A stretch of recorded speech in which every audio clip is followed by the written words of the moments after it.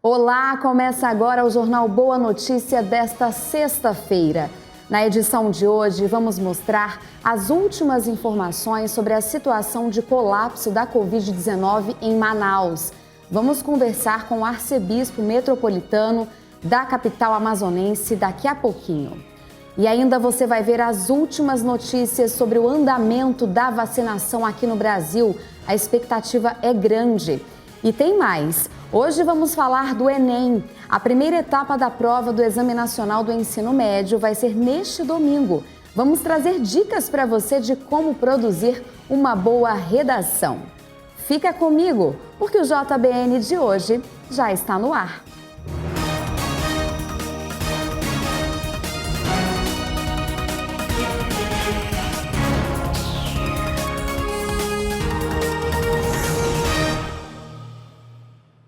Aproveito para agradecer a sua companhia aqui junto conosco na TV das Bênçãos do Pai. Uma excelente sexta-feira para você e para toda a sua família. E a gente começa falando da corrida pelo início da vacinação contra a Covid-19, que continua aqui no Brasil. Tanto a Fiocruz quanto o Instituto Butantan aguardam a aprovação da Anvisa para uso emergencial dos imunizantes. A repórter Daiane Rodrigues chega agora trazendo mais informações para a gente sobre esse assunto. Oi, Daiane. Olá, Carol. Chego agora com uma boa notícia. A previsão da Fiocruz é de que o Brasil possa ter doses de vacinas contra a Covid-19 100% produzidas no país a partir de agosto. Já o Instituto Butantan deve finalizar em setembro uma fábrica dedicada à produção da Coronavac. E a partir de então, também vai poder produzir unidades totalmente em solo nacional. As duas instituições são a aposta do governo brasileiro para a imunização contra a doença no país. A expectativa é que a aprovação do uso emergencial por parte da Anvisa, a Agência Nacional de Vigilância Sanitária, pode ocorrer no próximo domingo. Mas ontem, Carol, o ministro da Saúde, Eduardo Pazuello, já adiantou que a vacinação contra a Covid-19 no Brasil começa na próxima quarta-feira, dia 20 de janeiro, às 10 horas, simultaneamente nos 26 estados e no Distrito Federal.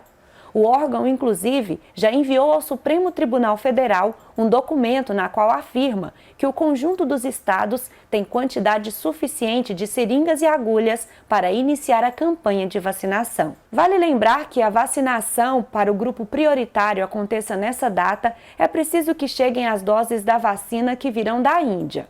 Então vamos ficar em oração, Carol, para que tudo ocorra bem e possamos caminhar juntos com os diversos países que já estão neste processo de imunização. Muito obrigada, Daiane, pelas suas informações. Estamos em oração, vai dar certo sim, tudo isso vai passar logo. Essa é a vontade de Deus, a gente tem certeza. E falando nisso, a Esmolaria Apostólica do Vaticano confirmou nesta quinta-feira, conforme divulgou a agência ANSA, que também os moradores de rua atendidos pela Igreja Católica serão vacinados contra a Covid-19. Que coisa boa, né? O esmoleiro apostólico cardeal Konrad Krajewski afirmou o seguinte, abre aspas, nós demos como esmolaria muitas vacinas contra a gripe. Quando o Vaticano começar a completar as categorias prioritárias em relação à emergência de Covid-19, nós também vamos aplicar estas vacinas. E vamos ver agora o que é destaque no noticiário internacional? Acompanha comigo. Em Portugal, as ruas de Lisboa estavam quase vazias nesta sexta-feira, quando o país no sul da Europa entrou em um novo bloqueio nacional contra a Covid-19, na tentativa de controlar o aumento preocupante de casos de coronavírus. As regras são semelhantes ao bloqueio de 6 semanas imposto entre março e abril do ano passado, durante a primeira onda da pandemia, com a exceção de que todas as escolas públicas e privadas vão permanecer abertas. As restrições ao movimento também vão ser amenizadas no dia das eleições presidenciais de Portugal, em 24 de janeiro, para que os eleitores possam ir às urnas. O país de 10 milhões de habitantes relatou até agora um total de mais de 8 mil mortes e mais de 517 mil casos da Covid-19. com um aumento acentuado de infecções após o Natal.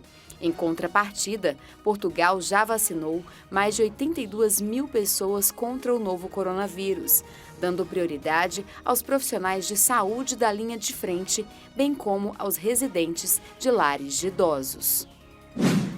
Na Indonésia, nação do Sudeste Asiático, trabalhadores mais jovens são vistos como a chave para enfrentar a crise do novo coronavírus. O país lançou um programa de vacinação em massa gratuito, com uma abordagem diferente. Em vez de vacinar os idosos na primeira fase, depois dos trabalhadores da linha de frente, a Indonésia escolheu como alvo os trabalhadores mais jovens, com idade entre 18 e 59 anos. A Indonésia, quarto país mais populoso do mundo, vai usar a Coronavac, a mesma vacina que o Instituto Butantan vai fornecer para parte da população brasileira. O presidente Joko Widodo, de 59 anos, foi a primeira pessoa no país a receber a vacina. E a Turquia começou a administrar a vacina Coronavac, produzida pela farmacêutica chinesa Sinovac, ao lançar um programa de vacinação nacional contra a Covid-19. O presidente turco, Tayyip Erdogan, recebeu a vacina ontem e, após 28 dias, vai receber a segunda dose.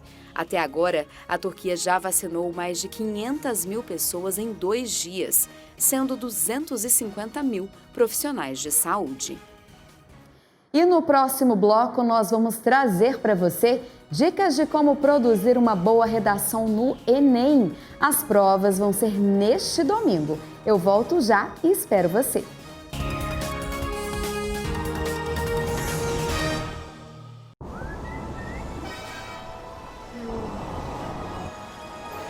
Oi para você que está aqui na Rede Pai Eterno.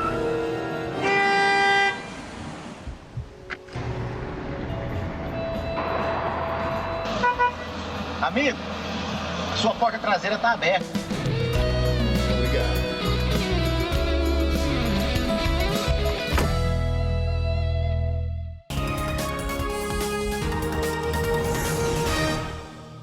Estamos de volta com o seu jornal Boa Notícia e eu agradeço em nome de toda a equipe da TV Pai Eterno pela sua companhia conosco aqui na TV das Bênçãos do Pai.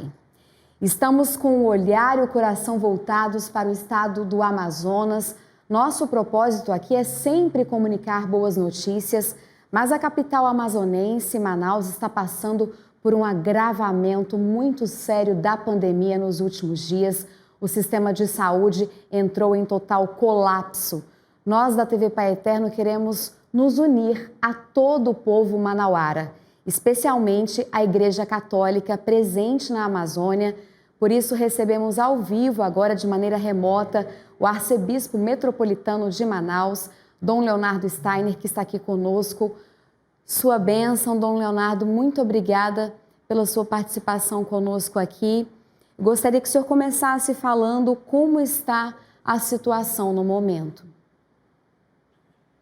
Aqui ainda é bom dia, mas para vocês boa tarde, Carol, e todos aqueles que nos acompanham através da TV Pai Eterno. A nossa situação, como você disse, é grave. Imagina, nós estamos exportando doentes, nós estamos enviando doentes para outros estados da federação. Isso por 2 motivos. É que não temos mais leitos de UTI e temos falta de oxigênio. Pessoas estão vindo a óbitos dentro dos hospitais por falta de oxigênio. E nós podemos imaginar o que isso significa, um hospital não ter oxigênio suficiente. Então, o momento realmente é muito grave. Eu acho que andamos descuidando muito no tempo das eleições e no tempo do Natal, e agora nós temos uma consequência muito grave, além da situação toda da saúde no estado de Amazonas, que já era muito difícil, continua difícil, e agora entrou realmente em colapso. Nas orientações publicadas pelo senhor em 5 de janeiro, o senhor afirma que a igreja, mãe e mestra, faz questão de ficar perto de seus filhos nesta ocasião. As prescrições especiais, de segurança vão até o dia 22 de janeiro, essa era a previsão inicial. Há alguma perspectiva, então, diante da situação de prolongamento? Como é que isso está? Eu ainda devo me reunir com o Conselho Presbiteral para tomar uma decisão, mas diante da situação, é claro, nós teremos que adiar o início das nossas celebrações presenciais. Existe um grande desejo, era um grande desejo de voltarmos às celebrações presenciais, o que conseguimos fazer com 30% de presença nas nossas igrejas. Tivemos que agora cancelar essas celebrações presenciais e eu não sei até quando nós teremos que adiar essas celebrações. É muito grave e nós sabemos o que isso significa, aglomeração, de estarmos juntos, apesar do cuidado extraordinário que houve nas nossas comunidades, álcool gel, máscara, distanciamento, lugares marcados e tudo, um cuidado extraordinário das nossas comunidades. Mas nós, como igreja, temos que colaborar nesse momento difícil da cidade de Manaus, mas de todo o estado do Amazonas e também Roraima, nós incluímos também nesse momento desafiador. Dom Leonardo, além do Amazonas, nós falamos ao vivo também para todo o restante do Brasil. Eu gostaria que o senhor explicasse, então, as igrejas permanecem de portas abertas, mas a orientação, é claro, é para que todos fiquem em casa. As celebrações não acontecem presencialmente, são transmitidas. Nós temos a graça aqui na Arquidiocese de podermos transmitir pela TV Encontro das Águas as celebrações do domingo, sem a presença dos fiéis. E todas as paróquias e áreas missionárias têm feito um grande esforço de transmitir via internet as celebrações. E é claro, nós temos incentivado as pessoas a se reunirem para um momento de oração em família, rezarem o terço, lerem e meditarem a palavra de Deus. Isso tem nos ajudado muito. E as igrejas permanecem naturalmente abertas onde é possível. Nem todos os lugares em Manaus é possível.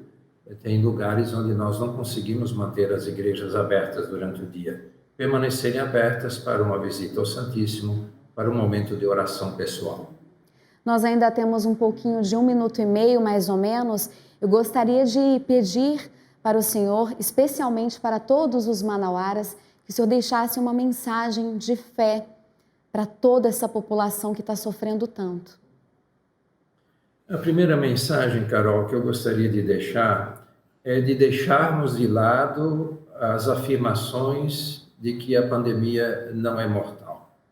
Esse verdadeiro negacionismo é importante nós deixarmos de lado. E deixarmos de lado também essa política de agressividade, de divisão, de acharmos que com a política nós vamos conseguir mais, conseguir menos. É preciso cuidar do povo. Mas também deixarmos de lado as nossas ideologias que são tão agressivas e que não têm ajudado em nenhum momento a cuidar da nossa população.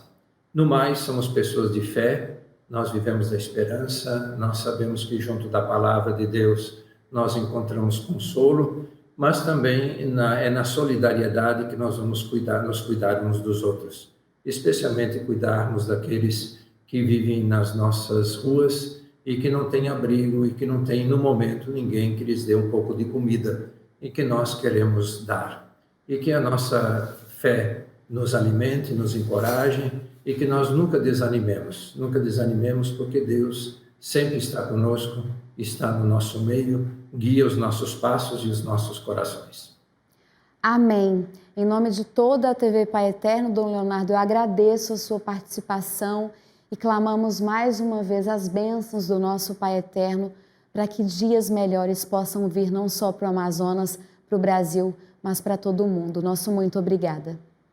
Eu que agradeço. Virá a mudança naturalmente com a vacina e é importante que vocês nos ajudem a conscientizar as pessoas da importância da vacinação. E também existe uma negação quanto a isso. Somente a vacina que vai nos tirar desse verdadeiro atoleiro em que nós nos encontramos. Deus abençoe a todos. Amém, nós agradecemos. E olha só, vamos mudar de assunto um pouquinho. Hoje é comemorado o Dia Mundial do Compositor. A data homenageia todos esses brilhantes profissionais, especialmente o trabalho e esforço para criar músicas. E o nosso repórter Tariq Cardoso conversou com o compositor e traz agora mais detalhes para a gente. Neste dia 15, celebramos o Dia do Compositor. Eles dão vida às músicas que marcam as nossas vidas. Pode ser a lembrança mais marcante de um grande amor, um momento em família, com amigos ou uma experiência com Deus. Nós vamos conversar agora com o compositor Bruno Camurati, que vai explicar um pouco sobre o processo de construção de uma melodia. Olá, Bruno. Para o processo de criação de uma música, o silêncio também é importante? No processo de criação de uma música, o silêncio é muito importante, né? Como uma folha em branco. É como começar do zero sempre, né? Então, quando a gente começa, o primeiro passo é ficar em silêncio. Ouvir as inspirações externas e internas também, do nosso coração. A oração também é um início, né? E que ela parte do silêncio. E a partir daí, ver que som aparece, né? As palavras, a música, ela pede determinados sons, né? E ele precisa acontecer no silêncio. O silêncio é o início de tudo. E Bruno, para se tornar um compositor, quais são os elementos necessários para a pessoa, o que ela precisa estudar, o que ela precisa estar ciente? Qualquer um pode ser compositor. E para isso, basta você primeiro querer. Segundo, se dispor a colocar para fora alguma coisa que é sua, né? É ideal, assim, que você conheça algo de música, saiba algum instrumento, mas também não é necessário, né? Basta gostar de música, gostar de escrever. Eu acho que o início parte daí. Quanto mais você estudar e melhor você for na música e também na escrita, o português também é muito importante, né, o idioma, melhor vai ser a sua composição. Mas o mais importante, mais do que a questão técnica, é a questão emocional mesmo, é o que vem de dentro, né? Porque uma boa música ela é feita daquilo que a gente tem, de nosso, de próprio, né? Às vezes a gente ouve músicas lá fora e tenta imitar, tenta fazer parecido, tenta compor um louvor, uma canção que já foi feita, mas ela já foi feita. Mas um bom compositor, ele tem que ter uma proximidade maior com os instrumentos ou com a literatura? Olha, o ideal é que seja um pouco de tudo, né? Como eu falei antes, a música ela é diretamente proporcional a quem você é. É como se a mesma inspiração ela está rodeando a gente, né? Diversas pessoas. É o mesmo Deus, né? É o mesmo mundo que está presente, só que ele é recebido e ele é traduzido por diferentes pessoas, né? Por isso que as músicas são diferentes, porque a inspiração que está aqui do Espírito Santo e as influências todas, elas entram na gente e elas saem com as nossas características. Então, primeiro de tudo é ser o que a gente tem a oferecer. E aí, a minha recomendação é da gente beber o máximo de fontes possíveis. Da literatura, da música, do cinema, das escrituras, artes plásticas, séries, notícias, tudo isso vai influenciar. Bacana a sua colocação, e você falou agora sobre o Espírito Santo. Para um compositor secular, né, e para um compositor católico tem muita diferença? Como que ele deve proceder? Eu acho que a diferença de um compositor católico para um compositor secular está em que nome a gente dá para a inspiração, sabe? Porque o Espírito Santo ele existe, só que nem todo mundo chama de Espírito Santo, né? Algumas pessoas acham que Deus é outra coisa, ou enxergam Deus diferente, né? E olham para às vezes para as suas próprias inspirações e movimentos da alma e acham que é outra coisa. Então, eu acho, na verdade, que a diferença, primeiro, é essa diferença, e segundo, que o compositor católico, ele entende de onde que vem o dom dele, né? E quem é o mestre de todas as coisas. É claro que cada compositor e cada artista tem uma forma de falar. Bruno, queria te perguntar também sobre inspirações que você tem, né, no seu cotidiano, na sua composição. Você é um formador também de compositores, e quem é essas pessoas que te inspiram também, tanto no meio cristão como nesse meio secular aí?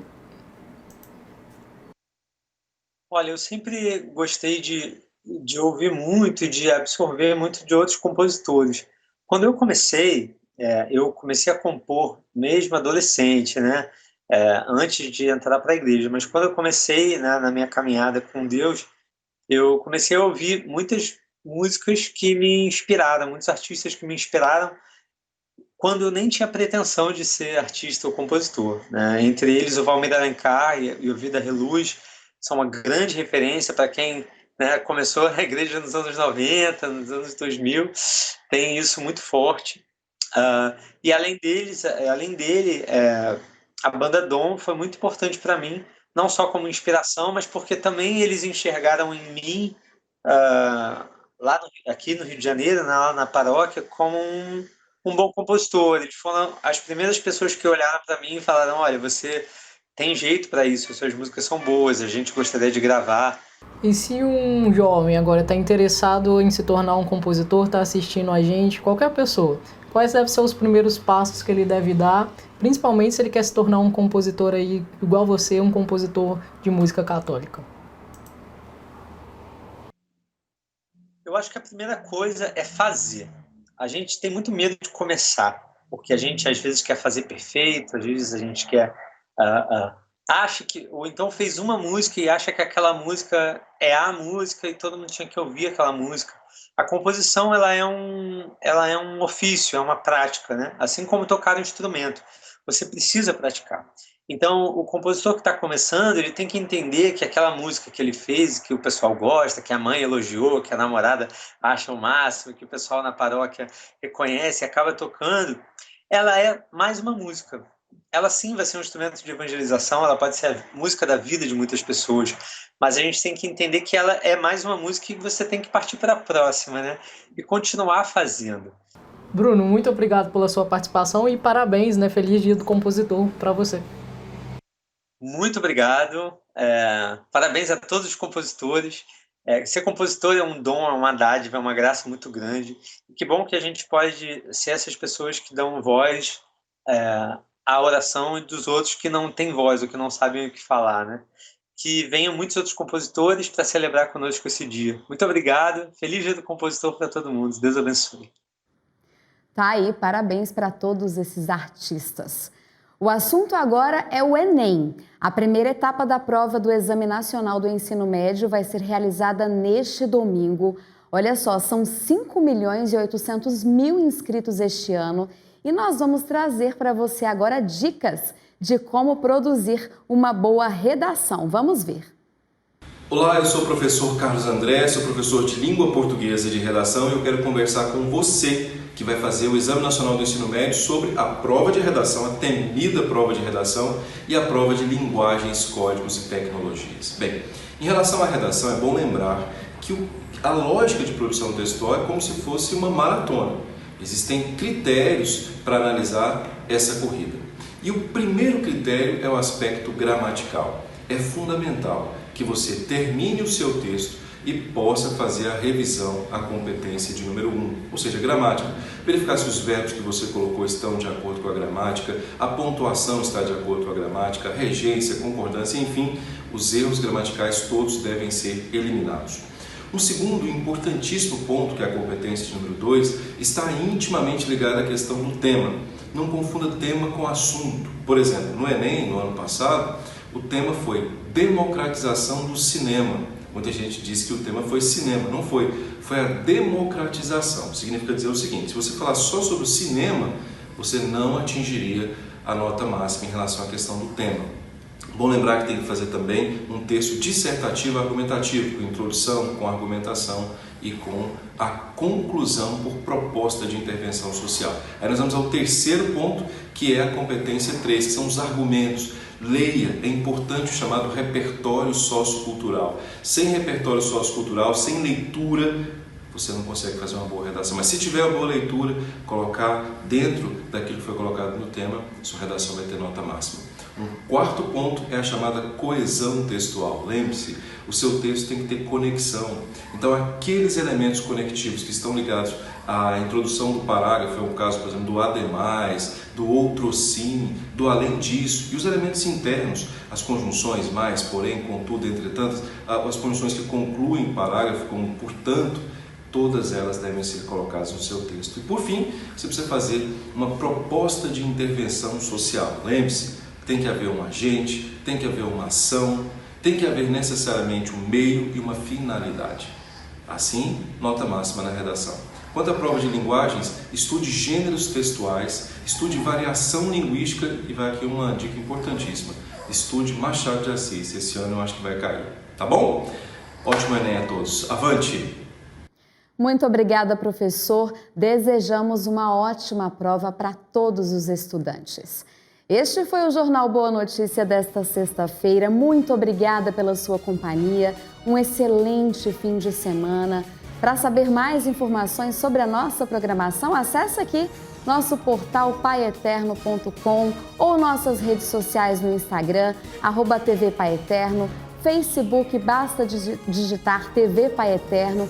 Um abraço para você, se cuida, fica com Deus. Vamos continuar em oração para tudo isso passar. Tchau!